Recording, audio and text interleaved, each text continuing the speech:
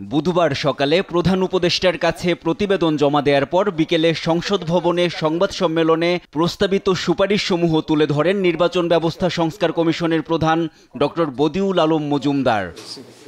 কমিশনের সুপারিশের মধ্যে আছে নির্বাচন কমিশনকে নির্বাচন বাতিল এবং পুনর্নির্বাচনের ক্ষমতা প্রদান, সংবিধান সংশোধনের মাধ্যমে প্রধানমন্ত্রীর মেয়াদ সর্বোচ্চ 2 টার্মে সীমিত করা, 100 আসন নিয়ে সংসদের উচ্চকক্ষ সৃষ্টি করা, সংসদের আসন সংখ্যা আরও 100 বাড়ানো, দল নিরপেক্ষ ব্যক্তিকে রাষ্ট্রপতি হিসেবে নির্বাচিত হওয়ার বিধান, তত্ত্বাবধায়ক সরকার ব্যবস্থার মেয়াদ 4 মাস নির্ধারিত করে এ মেয়াদকালে জাতীয় ও স্থানীয় নির্বাচন সম্পন্ন করা, সংসদীয় এলাকার পুনঃসীমানা নির্ধারণ করা, প্রবাসীদের ভোটার তালিকা প্রস্তুত, ভোটার তালিকা হালনাগাদ করা, প্রবাসী পোস্টাল ভোটিং ব্যবস্থা করা, অনলাইন ভোটিং ব্যবস্থা সহ 150 সুপারিশ করেছে নির্বাচন কমিশন।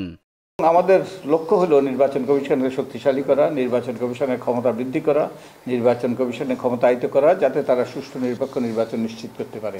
একই সাথে নির্বাচন কমিশনকে দায়বদ্ধ করা, কারণ একটা গণতান্ত্রিক দেশে কেউ দায়বদ্ধতার ঊর্ধ্বে নয়, এবং আমাদের অতীতে নির্বাচন কমিশন এবং নির্বাচনী কর্মকাণ্ডে নিয়োজিত আমাদের কর্মকর্তারা দায়বদ্ধতার ঊর্ধ্বে ছিলেন।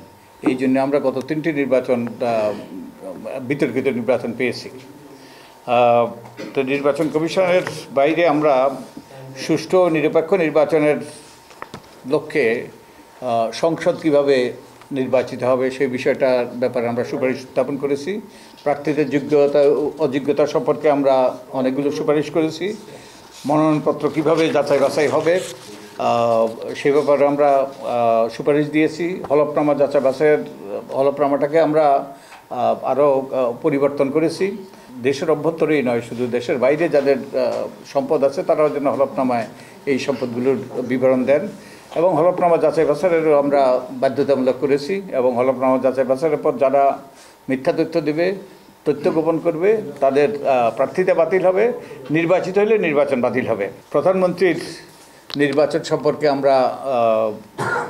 আমরা সুপারিশ দিয়েছি যে এখন বোধহয় একটা ব্যাপক ঐক্যমত্য আছে প্রধানমন্ত্রীর টার্ম 2 টার্ম সীমিত করার, এবং 2বারের, এবং আমরা আরও সুপারিশ করেছি প্রধানমন্ত্রী 2বার প্রধানমন্ত্রী হওয়ার পর যেন রাষ্ট্রপতি না হন। 2018 সালের নির্বাচনে সবচেয়ে বড় জালিয়াতি হয়েছে বলে উল্লেখ করেন ডক্টর বদিউল আলম মজুমদার।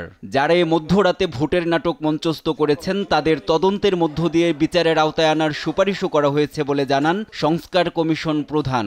2018 সালে মধ্যস্তরের ভোটের নাটক মঞ্চস্থ করেছে, তাদেরকে তদন্তের আওতায় আনা সবচেয়ে বড় জালিয়াতি নির্বাচন হয়েছে। প্রত্যেকটি নির্বাচন অনুষ্ঠিত হবার পর নির্বাচন কমিশনকে নির্বাচন সুষ্ঠু হলো কিনা সে ঘোষণা দিতে হবে গেজেট করার আগে, এমন সুপারিশ করা হয়েছে বলেও জানান বদিউল আলম মজুমদার।